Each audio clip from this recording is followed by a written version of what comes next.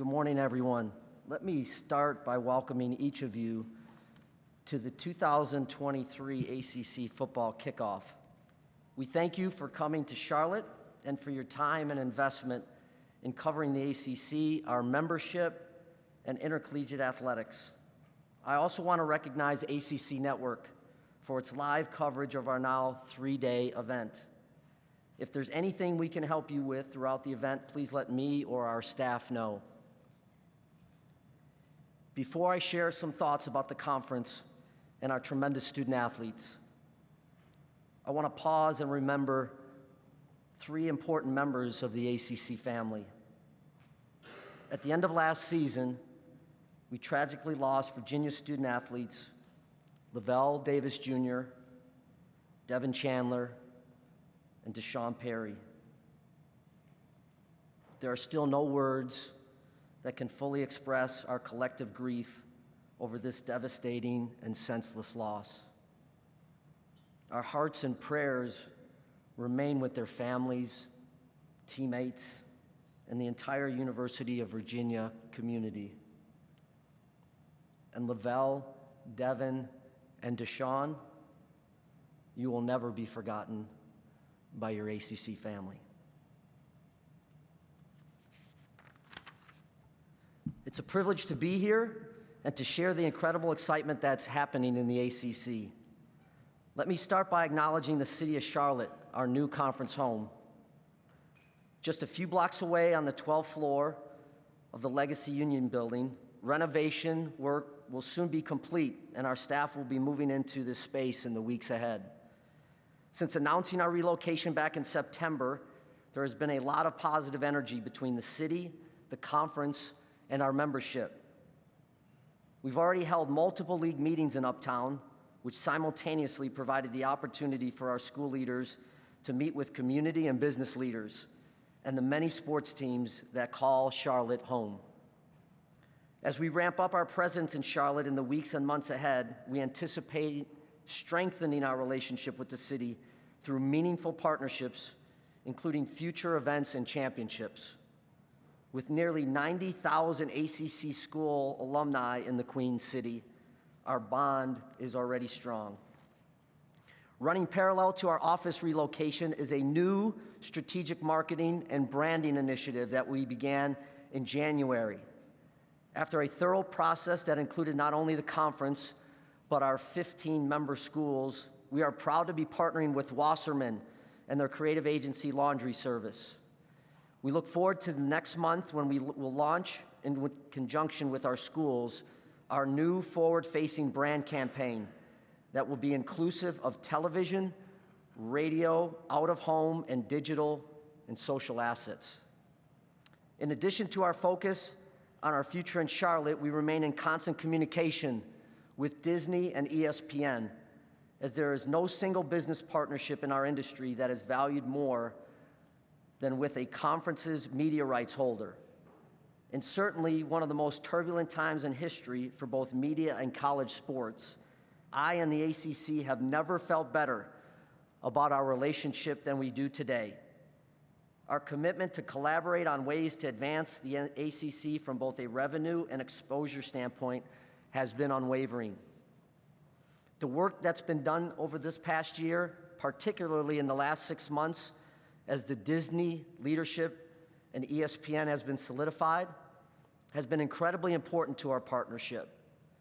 Jimmy Pitaro, Burke Magnus, Roz Durant, Nick Dawson, and their entire team have been terrific, and collectively we have, one, agreed on a comprehensive, mutually beneficial growth and innovation strategy moving forward, and second, put in motion several priority initiatives, the combination of which we believe will transform our conference for years to come. Our schools and fans will immediately benefit from significantly increased ACC football television exposure on ABC and ESPN platforms, elevated production value and innovative creative approaches tied to those ABC broadcasts, a commitment to greater integration of ACC schools across all aspects of the network, production, programming, storytelling, sales, and marketing, in a collective mission to enhance and grow this unique and very valuable shared venture. Meaningful new events and programming led by the debut of the ACC-SEC Men's and Women's Basketball Challenges exclusively on the ESPN family of networks. Near and longer-term initiatives include continued creative approaches across all 28 ACC-sponsored sports, especially in football and men's and women's basketball. Significant partnerships on data and technology. Coordinated strategies around the quickly evolving direct-to-consumer marketplace. Deeper campus integrations across a range of areas, including programming and production enhancements, coordinated brand positioning, marketing and promotional programs, and most importantly, corporate sales opportunities. In sum, a comprehensive commitment from the top leadership levels to support our shared goals to innovate, grow, and thrive competitively, holistically, and financially into the next decade and beyond. In addition to these future initiatives, there were significant enhancements that took place this past year. In August, ESPN acquired the rights to the ACC Women's Basketball Tournament and Baseball Championship, giving ACCN exclusive coverage to the preliminary rounds of both events. As part of these marquee events, in addition to other championships, ACCN was on site throughout with live studio programming. In February, the ACC announced in partnership with Disney and Ally, whose headquarters are across the street from our new office, that Ally was becoming an official sponsor.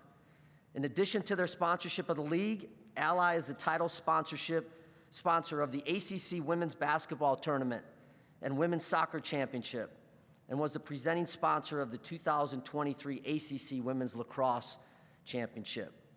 Our relationship directly benefits our 15-member institutions, 28 sponsored sports, and nearly 10,000 student athletes. We are also thrilled with our collective commitment to the support and advancement of women's sports, and I applaud our Disney and ESPN partners for working aggressively to foster this amazing relationship. I will share some additional thoughts on television in the upcoming season, but let me first address some timely league and national topics. First, I'm proud that our president and chancellors and our athletic directors continue to have healthy, honest, and direct conversations about working together as we collectively navigate the future. I'm well aware of the narrative and stories surrounding the ACC and our members, as well as the frustrations of some of our schools on our financials. But these are not new. The initiatives I just mentioned, combined with future endeavors, are designed to ensure that the ACC remains a healthy and vibrant conference that competes at the highest level and is capable of winning 9 national titles like this past year, if not more. At the end of May, following an analysis and discussion that took place throughout the past year, the board announced its endorsement of a success incentive initiative that will begin during the 2024-25 academic year. Under this initiative, financial distribution enhancements based on team performances from revenue-generating postseason competition will allow our schools who invest and achieve additional revenue. The working group of presidents and chancellors continue to make progress, and following a full board decision in the future, we'll certainly share more details. While there are legitimate discussions and stories regarding revenue and our membership, it's important that all of us never lose perspective on just what we are doing together. The last 2 years, the ACC leads all conferences and NCAA titles. All 15 schools won an ACC regular season or championship title this past year. Academically, there are no better collection of schools. And our student-athlete experience and support beyond athletics and academics is second to none. The bottom line is that our conference is strong, and I'm extremely bullish about our future together. From a national perspective, our conference continues to be a leader in efforts to find solutions for college athletics' most pressing issues. We remain focused, which includes making frequent trips to Washington, D.C., on working with our representatives to find a national solution to the race to the bottom from state legislators addressing name, image, and likeness. The ACC remains strongly in favor of our student-athletes benefiting from the use of their name, image, and likeness. The framework that we continue to advance includes preempting the patchwork of inconsistent state laws through federal legislation is critical to providing clarity for our student-athletes and institutions. There's a need to reaffirm that the student-institution relationship is just that. Our athletes are students, not employees. The college athletics enterprise must also be able to enhance and adapt the student-athlete experience without the constant threat of lawsuits that use funds for defense that could otherwise benefit our student-athletes. At the same time, we have been crystal clear about the need to protect our student-athletes from bad actors through agent certification, transparency and consistent disclosure of NIL deals, and continued education of student-athletes around financial literacy and personal branding. We owe this to all our student-athletes. I applaud recent efforts on both sides of the aisle in Congress to work together and address these issues. The ACC continues to fully engage to ensure that this momentum towards a national solution continues. ACC institutions do a great job of providing support for its student-athletes, and the protections we seek align with what our student-athletes are asking for as well. We remain close to our ACC Student-Athlete Advisory Committee, who's here with us today, to make certain we are listening to what's most important to the overwhelming majority of our student-athletes. At this time, I'd like to ask our SAC representatives to stand and please be recognized.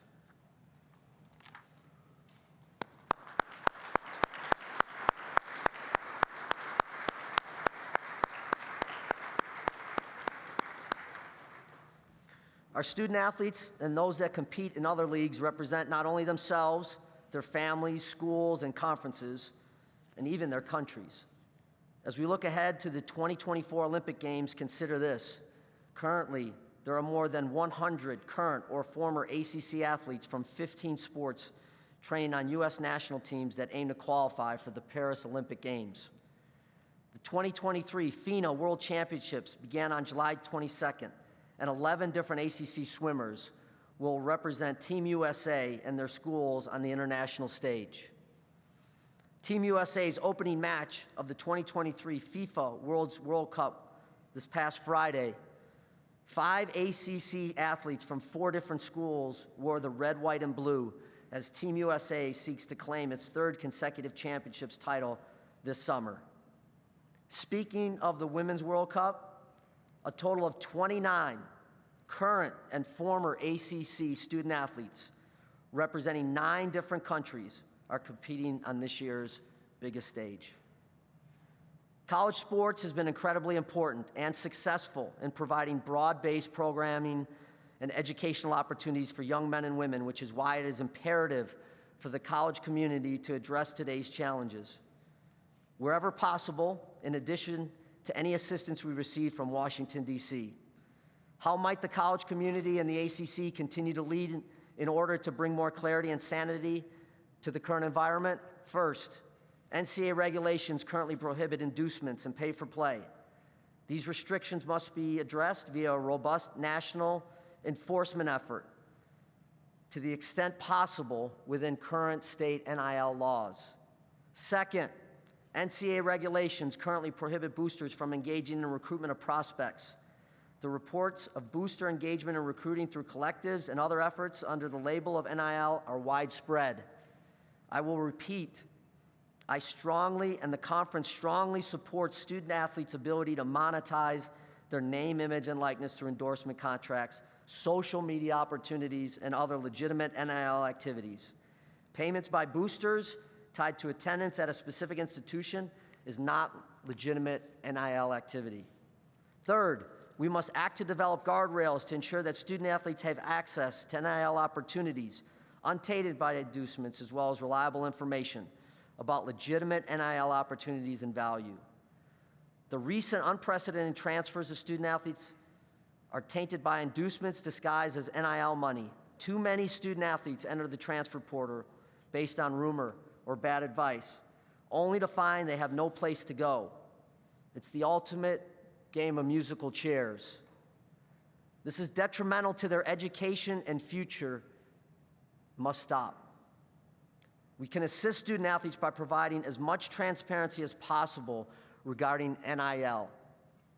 Fourth, we must also act to ensure that student athletes have access to legitimate representation in the form of certified agents and are making decisions informed by facts, not empty promises made to recruit the athlete.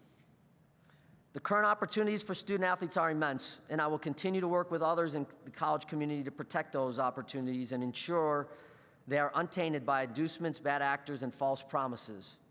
As commissioner, and in unison with the leadership of the league, inclusive of our CEOs, ADs, administrators, and coaches, we will continue to fight for a system that provides access and affordable higher education annually to almost 10,000 ACC student athletes.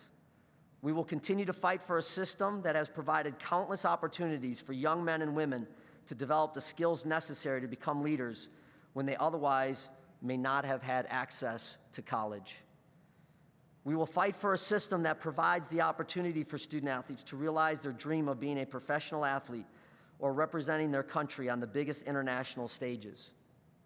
And we will fight for a system that has done so much to advance women's sports in this country, which has even more meaning to me as a father of 5 with a daughter playing collegiate soccer. I've enjoyed collaborating with new NCAA President Charlie Baker, as have our board of directors and athletic directors. There is significant work ahead, and we look forward to being part of the progress and ultimate solutions for the betterment of all student athletes. The college football playoff has been an ongoing storyline, and the ACC continues to be supportive of the expanded playoff. This past year, we led an effort that made significant progress and resolutions surrounding a college football 365-day calendar. This initiative has already led to meaningful changes related to player safety that are reflected in the new playing rules that begin this fall. This includes the clock continuing to run after first downs unless it occurs inside of 2 minutes in either half, which will limit the number of student-athlete contact exposures. Heading into this year, the ACC has placed the second most teams in the CFP. Since the inception of the playoff and over the last decade, the ACC has won the second most football national championships. Before I continue, I do want to take a minute to acknowledge the recent retirement announcement by CFP Executive Director Bill Hancock. Bill's a wonderful friend who has led postseason college football for nearly 2 decades with incredible steadiness. His love for college athletics, and specifically the student athletes, is unwavering, and we look forward to celebrating him and Nikki as they move on to the next chapter. Today we are here to celebrate the ACC and look ahead to the upcoming football season, and we have so much to be proud of as a conference. It was another record-breaking year as our teams combined to capture the most NCAA championships of any conference with a league record 9 national titles. And the 16 NCAA titles over the last 2 academic years are also the most of any conference. In addition, 17 ACC teams joined the conference's 9 NCAA champions by reaching the finals or semifinals in their respective sport, with 7 playing in the national championship game, including an all-ACC contest in women's tennis, men's lacrosse. 16 ACC programs finished the year ranked either number 1 or number 2 in the final polls, the most of all conferences. And in the final Learfield Directors' Cup standings, 6 schools ranked among the top 20, the 21st consecutive year that 4 or more ACC schools have placed in the top 30 nationally. From an academic perspective, there's no stronger collection of institutions than those in the ACC, whether it's national academic rankings, graduation success rates, academic performance rates, or other list of distinction. This league shines. Each month, I invite student athletes to join our full staff meetings, and we hear countless stories from them that the opportunity to leave with a degree, sometimes multiple degrees, is priceless. This is another area that hits home, as this past spring, our oldest son completed his 2nd ACC degree while finishing his eligibility as a track student athlete. And he's just one of many examples within the conference. Beyond the classrooms and athletic competition, the ACC remains committed to the ongoing work in racial and social justice, health and safety, and professional development. 2 weeks ago, we held the 2023 ACC Unity Tour in Washington, D.C. This year's event followed the inaugural tour that took place in Selma and Montgomery last summer, which is absolutely amazing. During our 4 days in D.C., 10 representatives from each of our 15 schools participated in an immersive experience called Awareness to Action. It was an incredible trip that allowed us to celebrate the 60th anniversary of the March on Washington and experience the National Museum of African American History and Culture and the U.S. Holocaust Memorial Museum. The visit also included a gender equity and sports panel sponsored by our Orange Bowl partners. In May, our league partnered with the U.S. Council for Athletes' Health to further the 15 institutions' collective commitment to providing comprehensive services to our student athletes. The partnership is overseen by the ACC Healthcare Administrators Group, which includes experts from each of our member institutions. We collaborate on conference-wide athletic medicine, health and safety initiatives, including the league's annual Health and Safety Summit. In addition, ACC sports medicine professionals now have 24/7 access to the Council's membership platform, strategically designed to assist our schools in providing unsurpassed health care. Our league and member institutions continue to be committed to broad-based programs and the opportunities they provide. On July 1st, our league officially welcomed gymnastics as its 28th sponsored sport and 15th women's sports offering. The 15 women's sports are the most among our peer conferences, and no other peer conference sponsors more than 28 sports. We are 37 days away from when ACC football kicks off the 2023 season. I know there is great excitement and anticipation. We welcome 2 new head coaches to the league, Georgia Tech's Brent Key and Louisville's Jeff Brom. Both are terrific additions to an outstanding group of coaches currently in the ACC. Following the 2022 regular season, we announced Alberto Riveron as the new ACC Supervisor of Officials. Al joined the league after serving as an NFL rules analyst the past few years and was previously the NFL's Senior VP of Officiating. He brings a distinguished 30-year career as both an NCAA and NFL on-field official and an officiating administrator. Al just finished the league's football officiating clinic last week and will be available later today in this room. During that time, I encourage you to ask about our efforts since his arrival, his campus travels to meet with the coaches, and his collaboration with our officials. This spring, we hired 8 position supervisors who have all worked in D1 college football, and all but one currently serves as an NFL official. During the season, these supervisors will assist in evaluating every ACC game to ensure consistency across all on-field officiating positions. Once again, the ACC's non-conference schedule is arguably the toughest in the country. 25 games against Power 5 opponents, 11 non-conference games against teams ranked in the final 2022 Associated Press Top 25 poll, 27 games against opponents that appeared in a bowl game last year, and 11 non-conference games against teams in ESPN's 2023 Way Too Early Top 25. The season will begin on Thursday, August 31st, with our teams featured in 12 games over 5 straight days. No other league plays across all 5 days on Labor Day weekend, and this is the 5th time in the last 7 years. And yes, I'm planning to try to get to every one of those opening games. If you want to join me, please let me know. I'll take you along. Last summer, the league announced that 2023 would be the first of its new 3-5-5 conference scheduling model that provides significant enhancements, the most important of which is that our student athletes will have a chance to play every school, both home and away, over a 4-year period. The model eliminates divisions, with the top 2 teams based on winning percentage competing in the ACC football championship game at the Bank of America Stadium on the first Saturday of December. Following the regular season and championship game, our teams will have the opportunity to compete in the college football playoff or participate in a bowl game anchored by our partnership with the Capital One Orange Bowl.